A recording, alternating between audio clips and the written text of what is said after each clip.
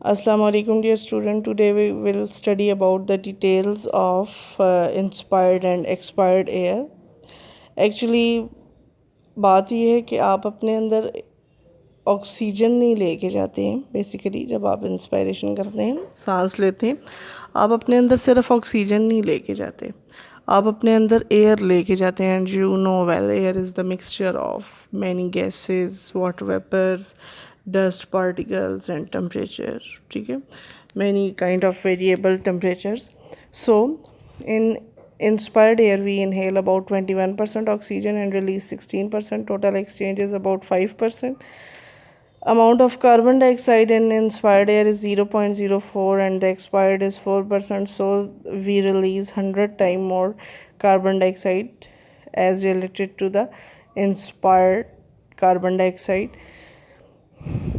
The amount of nitrogen in inspired and expired both is about 7%. So we release all of the nitrogen that we inhale. Water vapors की जो amount है वो air में variable होती है. जैसे गर्मी में कम होती है, बाद बारिश का मौसम हो तो ज़्यादा होती है. तो बाहर से आप जो लेते हैं वो डिपेंड करता है बाहर के मौसम पे, लेकिन आप अपनी बॉडी में से हमेशा जो एयर रिलीज़ करते हो उसमें काफ़ी वाटर वेपर्स होते हैं. इसकी एग्जांपल ऐसे कि आप शीशे पे अगर अपनी एक्सपायर्ड एयर को शीशे पे डाल के देखें मिरर पे, तो छोटे छोटे वेपर्स आ जाएंगे. उससे फिर बच्चे डिफरेंट शक्लें बनाते हैं, लिखते हैं. ठीक है, ये आपकी एक एक्टिविटी हो जाएगी. आप अपने अंदर से जो एयर रिलीज़ करते हो उसमें वाटर वेपर्स होते हैं. Amount of dust particle variable. अगर आप साफ़ सुथरी इन्वायरमेंट में रह रहे हैं, मास्क यूज़ कर रहे हैं, तो उसमें डस्ट पार्टिकल न होने के बराबर होंगे, और जो रिलीज़ करते हैं उसमें ऑब्वियसली नहीं होते. टेम्परेचर वेरिएबल है बाहर का, यानी कि गर्मियों में गर्म, सर्दियों में ठंडा. आप जो रिलीज़ करोगे वो हमेशा 37 डिग्री होगा, क्योंकि आपकी बॉडी का टेम्परेचर 37 डिग्री है. इसके बाद आपका नेक्स्ट टॉपिक है रिस्पायरेटरी डिसऑर्डर के. रिस्पायरेटरी यानी कि सांस लेने के मुतालिक जो आपके जिस्म में पाई जाने वाली बीमारियां, हम तकरीबन अपने चैप्टर के लास्ट पार्ट्स को टच कर रहे हैं. Number of respiratory disorders which affect the people. Percentage इनकी जो है पाकिस्तान में ज़्यादा है, क्योंकि पाकिस्तान में ज़रा पोल्यूशन ज़्यादा है. सिर्फ शहरी इलाकों में नहीं बल्कि देहाती इलाकों में बहुत ज़्यादा पोल्यूशन है. कुछ बीमारियां हैं इस पोल्यूशन से रेलेवेंट. फर्स्ट वन है ब्रोंकाइटिस. ब्रोंकाइटिस में क्या होता है कि जो ट्रैकिया की डिवीजन्स है, ब्रोंकाई और ब्रोंक्यूल्स, उन दोनों में स्वेलिंग हो जाती है, इन्फ्लेमेशन हो जाती है. किस वजह से इन्फ्लेमेशन हो जाती है? इन्फेक्शन हो जाता है इस वजह से कि म्यूकस बहुत ज़्यादा आ जाता है. म्यूकस क्या होता है? ये जो आप अपने गले में से रेशा निकालते हैं, इसको म्यूकस कहते हैं. ये आपकी वॉल्स में से सिक्रीट होता है, ठीक है, लेकिन इसकी मकदार बहुत ज़्यादा बढ़ जाती है डस्ट की वजह से. और इससे क्या होता है कि ट्यूब्स जो हैं वो स्वेल हो जाती हैं. जब ट्यूब्स अंदर से सूज जाएंगी तो वो तंग हो जाएंगी, सांस की नालियाँ तंग हो जाएंगी, क्योंकि ज़ाहिर स्वेलिंग हो रही है तो सुराख बंद होना शुरू हो जाएंगे. और बहुत ज़्यादा स्वेलिंग की वजह से पाइप तंग हो जाएगा, एयर पाइप.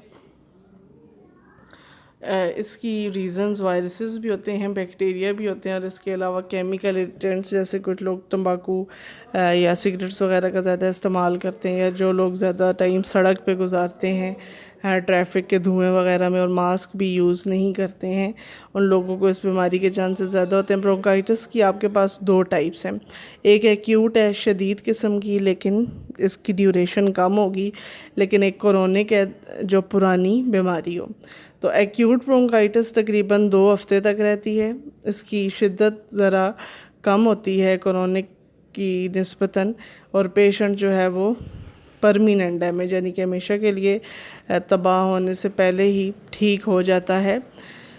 लेकिन क्रोनिक ब्रोंकाइटिस जो है ये ज़रा पुरानी हो जाती है और तकरीबन लाइलाज हो जाती है, और ये 3 महीने से लेकर 2 साल तक रह सकती है, और उसके बाद डेथ भी हो सकती है. इसके सिम्टम्स क्या हैं? कफ़, माइल्ड वीजिंग जिसमें सांस की आवाज़ के साथ खड़ाहट की आवाज़ें आती हैं. इसके अलावा बुखार, फीवर, चिल्स, ठंड लगना एंड शॉर्टनेस ऑफ ब्रेथ, कि छोटी छोटी सांस आना, सांस फूलती है इसमें बार बार. ख़ास तौर पे जब आप हार्ड जॉब या कोई काम वगैरह कर रहे हो तो सांस आपकी बहुत ज़्यादा फूलेगी. تو یہ سارے اس کے سمٹمز ہیں. آپ لوگوں نے برونکائٹس میں اس کے پہلی ڈیفینیشن ہے bronchitis is the inflammation of bronchi اور برونکیول. اس میں آپ نے برونکائٹس ہی کی ایڈنگ رکھنی ہے. آگے کیا ہے جی؟ It result in the excessive, یہاں تک ساری نیرونگ آف ٹیوبس. ٹھیک ہے، یہاں تک سارا برونکائٹس کی ایڈنگ میں آ جائے گا، نیرونگ آف ٹیوبس تک. آگے اٹ از کازڈ بائی سے لے کے ٹوبیکو اسموک تک کازز کی ڈیفینیشن آ جائے گی. آگے ٹائپس کی آ جائے گی، 2 years تک ٹائپس کی ہے، ایکیوٹ اور کرونک. اس کے بعد اس کی سمٹمز کی ایڈنگ آ جائے گی. یہ ڈیزیزز آپ نے لازمی ایڈنگ کے ساتھ لکھنی ہوتی ہیں. ٹھیک ہے، تھینک یو سو مچ.